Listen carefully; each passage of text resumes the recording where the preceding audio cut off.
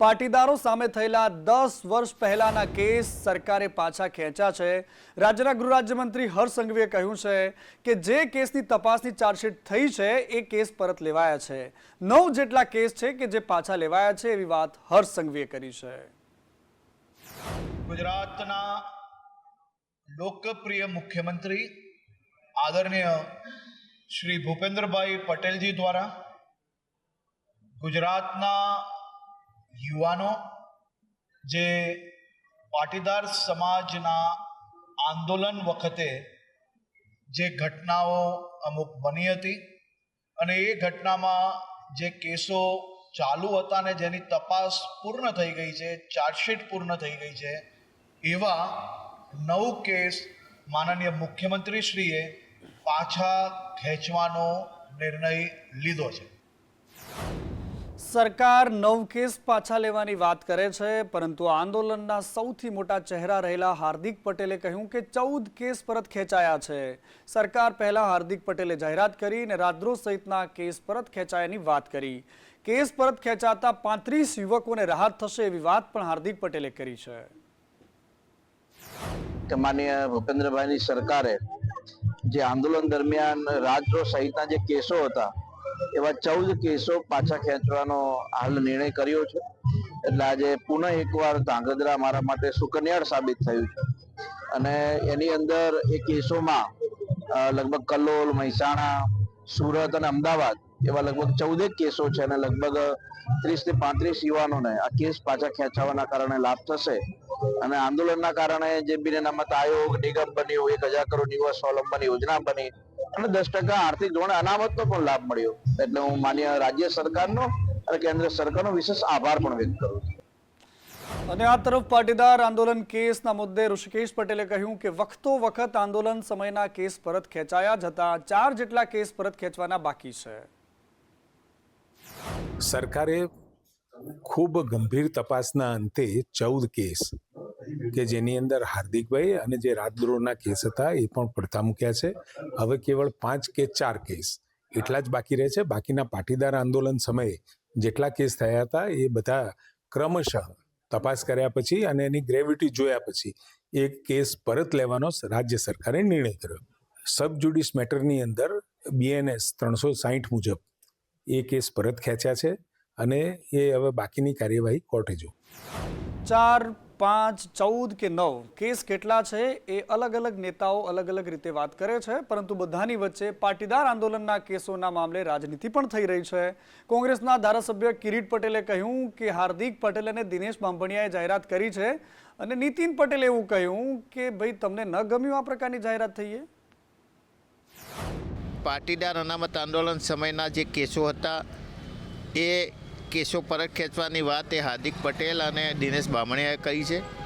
સરકારના કોઈ ઓથેન્ટિક મંત્રી કે સરકારના કોઈ પ્રતિનિધિએ વાત કરી નથી। કિરીટભાઈને તો કદાચ ના ગમી હોય, કારણ કે સરકાર બધાને શાંતિથી સમરસતાથી ગુજરાતના વિકાસ માટે બધા સમાજોને સાથે જોડતી હોય અને વડાપ્રધાન માનનીય નરેન્દ્રભાઈનું જે સૂત્ર છે સૌનો સાથ, સૌનો વિકાસ, સૌનો વિશ્વાસ અને સૌનો પ્રયાસ એ વધુ મજબૂત થતું હોય, બધા આનંદથી જોડાતા હોય, એટલે કદાચ કોઈ મિત્રને ના ગમી હોય એ બની શકે। અને આ બાજુ અમરેલીનો લેટર કાંડ આજે પણ એટલો જ વિવાદિત અને એટલો જ ચર્ચામાં છે। ભારતીય જનતા પાર્ટીના પૂર્વ સાંસદ નારણભાઈ કાછડિયાની સામે આંગળી ચિંધાઈ રહી છે। સામાજિક અગ્રણી છે નાથાલાલ સુખડિયા, એમણે લેખિતમાં એસપીને અરજી કરી છે। એમણે કહ્યું છે કે નારણભાઈ કાછડિયા પણ આરોપી છે, એમનું નામ પણ આરોપી તરીકે એડ કરવું જોઈએ, કારણ કે ધારાસભ્ય કૌશિક વેકરિયાને એમણે બદનામ કરવામાં સપોર્ટ કર્યો છે એવો આરોપ લગાવ્યો છે। 23 તારીખે આ લેટર જ્યારે લખાણો, 28 તારીખે મારા મોબાઈલમાં વોટ્સઅપ આવ્યું, મેં સેમ ડે એ લેટર મેં અડધો ફરતો વાંચ્યો અને સીધો બે પાનાનો લેટર મેં આદરણીય રત્નાકરજી, આદરણીય મુખ્યમંત્રી, આદરણીય CR પાટીલ સાહેબ, આ ત્રણેયને મેં મારા મોબાઈલમાંથી વોટ્સઅપ કર્યો અને મેં આમાં લખ્યું કે આ લેટરમાં FSL થવું જોઈએ અને 100% તપાસ થવી જોઈએ। લેટર કાંડની અંદર જો સેન્ડ કરનાર અન્ય 2 આરોપીઓ છે એમને ગુનાના કામે અટક કરી અને જેલમાં ધકેલ્યા હતા, તો નારણ કાછડિયા તો આ બાબતે સંપૂર્ણ જાણતા હોવાનું કહે છે, પોતે સેન્ડ કર્યો છે, પોતાના મોબાઈલમાંથી આ બધું મોકલ્યું છે. તો મેં આજે તપાસનીશ અધિકારી એસપી સાહેબ શ્રીને લેખિતમાં રજૂઆત કરી છે કે નારણ કાછડિયાને જ આરોપી બનાવો. અને આ બાજુ અમેરિકાથી ડિપોર્ટ કરાયેલા ગુજરાતીઓ અંગે એવી વાત સામે આવી છે કે તમામ 33 ગુજરાતીઓના નિવેદન લેવાશે અને પોલીસે એ આરોપીઓની સાથે સાથે એજન્ટો કે જેમની માહિતી લેવામાં આવશે, કોની જાળમાં ફસાઈને કેવી રીતે લોકો ગયા હતા અને કોઈનો રોલ ફ્રોડની કાર્યવાહીમાં હશે તો એની પણ તપાસ થશે. અમદાવાદમાં જાણવા જોગ ફરિયાદ દાખલ થશે અને ત્યારબાદ 33 લોકોના નિવેદન લેવાશે. અને આ બાજુ ગૃહ રાજ્યમંત્રી હર્ષ સંઘવી વૃદ્ધોને લઈને ચિંતા વ્યક્ત કરી રહ્યા છે. નવા વૃદ્ધાશ્રમ કેમ બની રહ્યા છે ચિંતાનો વિષય છે અને એમની સાથે સાથે એ પણ કહ્યું કે માતા પિતાને વૃદ્ધાશ્રમ મોકલનારનું ફંડ ન લેવું જોઈએ. ऐसे बेटे बेटी जो अपने माँ बाप को वृद्धाश्रम में रखते हैं, लेकिन समाज के स्टेज पे ऐसे बेटे बेटी का कुछ फंड देने से, कुछ अच्छे काम करने से, कुछ अच्छी बातें करने से हम उसको स्टेज में बुला के सम्मान करते हैं. हमें ऐसे फंड की जरूरत क्यों है?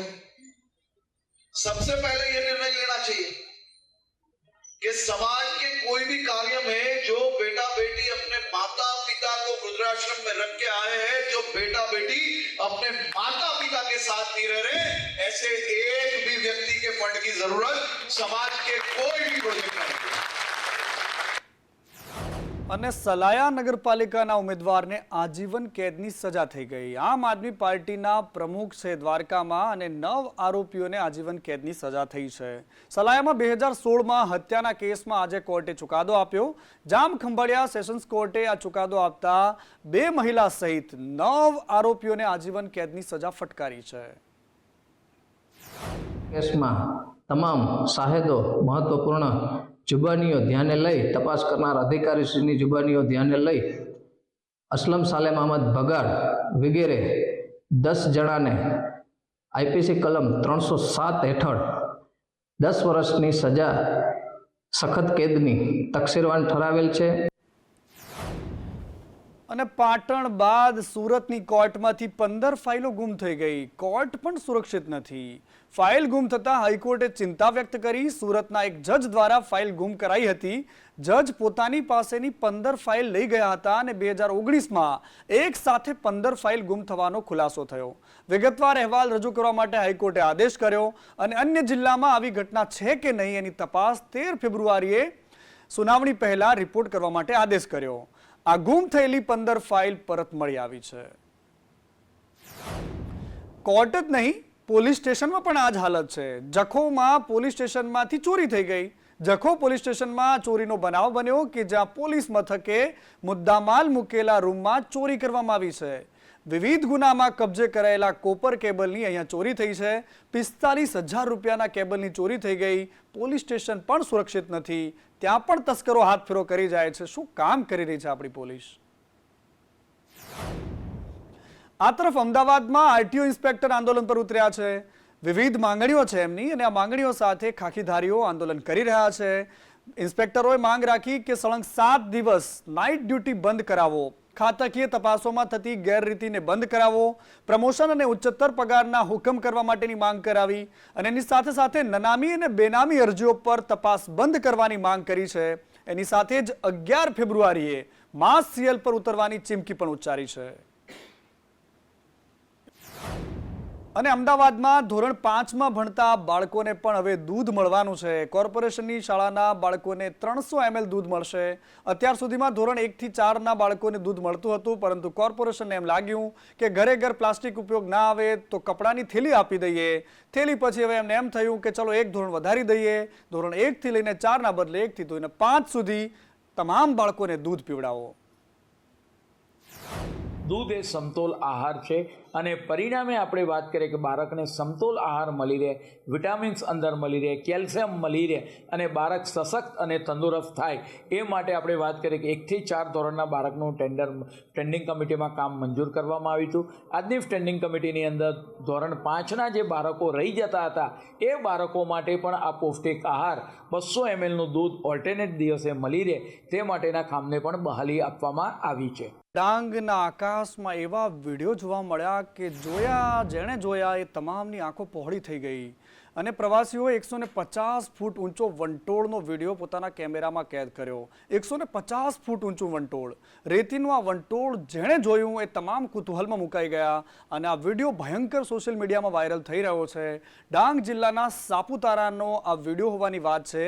ગિરિમથક સાપુતારામાં કુદરતી સૌંદર્ય માણવા માટે પ્રવાસીઓ આવતા જ હોય છે અને 150 ફૂટ ઊંચો આ વિડીયો જે વંટોળ છે એને ટેબલ પોઈન્ટ પર રેતીનો વંટોળ જોઈને પ્રવાસીઓ અને તમામ લોકો મોજમાં આવી ગયા હતા. જબરદસ્ત વાયરલ થઈ રહ્યો છે આ વિડીયો. અને આ તરફ હવામાન અંગે હવામાન વિભાગે આગાહી કરી છે કે 24 કલાક માછીમારોએ દરિયો નહીં ખેડવાનો. 44 થી લઈને 55 કિલોમીટર પ્રતિ કલાકની ઝડપે પવન ફૂંકાવાનો છે. એલર્ટ રહેવું પડશે. પ્રેશર ગ્રેડિયન્ટ વધતા હવામાન વિભાગે એલર્ટ કર્યું છે. ઉત્તર પૂર્વથી પૂર્વમાં રહેતા પવનો ઠંડી ઘટાડશે અને નલિયામાં 7.6 ડિગ્રી જેટલું તાપમાન નોંધાયું છે. અમદાવાદમાં 15 ડિગ્રી તાપમાન છે. ગાંધીનગરમાં 14 ડિગ્રી અને આગામી 24 કલાકમાં અમદાવાદનું તાપમાન વધી શકે છે.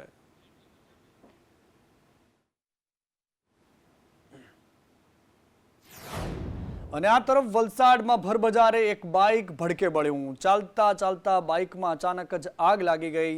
રેલવે સ્ટેશન નજીકનો આ બનાવ છે કે જેમાં અચાનક જ બાઇકમાં આગ લાગી અને આગમાં બાઇક ચાલકનો આબાદ બચાવ થાય છે. ફાયરની ટીમે આગ પર કાબુ મેળવ્યો, પરંતુ બાઇક ચાલતા ભડકે બળતું હોય તેવી ઘટનાઓ આશ્ચર્ય પમાડે તેવી હોય છે. આ તરફ બનાસકાંઠાના થરાદમાં આગનો બનાવ બન્યો. ટ્રેલર અને ટેન્કર વચ્ચે અકસ્માત થયો અને ત્યારબાદ આગ લાગી ગઈ. આગ લાગતા અફરાતફરીનો માહોલ સર્જાયો. 2 કલાકની જહેમત બાદ આગ પર કાબુ મેળવાયો. અને અમદાવાદની મહાનગરપાલિકા કપડાની થેલી આપવાની છે. પ્લાસ્ટિકમાંથી મુક્તિ માટે આ નિર્ણય લેવાયો છે. 11 કરોડ રૂપિયાના ખર્ચે થેલી ખરીદી કરાશે. મહાનગરપાલિકા દરેક ઘર દીઠ કાપડની થેલીઓ આપવા માટે જશે. હજી ઘણા લોકો પ્લાસ્ટિકની થેલીઓ લઈને ઉપયોગ કરે છે અને એટલા જ માટે કોર્પોરેશને 11 કરોડ રૂપિયાની થેલીનો ઓર્ડર આપી દીધો છે. કોંગ્રેસે જો કે આ મામલે સવાલો ઉઠાવ્યા છે. ઇમરાન ખેડાવાલાએ કહ્યું કે કયો એવો પરિવાર હશે કે જેના ઘરમાં કપડાની થેલી ન હોય? શું કામ પ્રજાના પૈસા આવી રીતે ઉડાવી રહ્યા છો?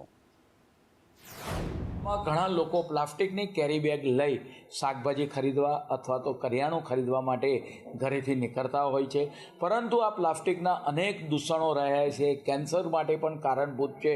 તદુપરાંત જમીનની અંદર પણ તે ભરતું નથી. પરિણામે આ પ્લાસ્ટિકમાંથી મુક્તિ મળે એ માટે અમદાવાદ મહાનગરપાલિકાએ 11 કરોડના ખર્ચે ઘરે ઘરે કાપડની 2 સરસ મજાની થેલી આપવાનો એક આ નિર્ણય કરવામાં આવ્યો છે.